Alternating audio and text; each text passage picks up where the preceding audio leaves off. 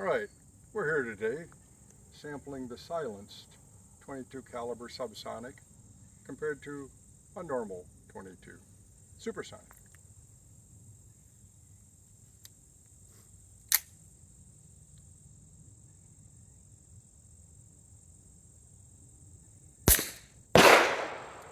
That second one wasn't me.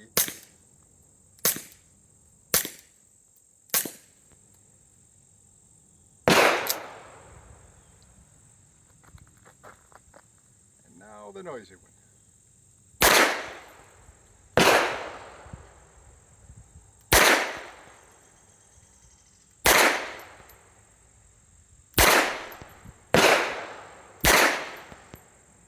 Quite a difference.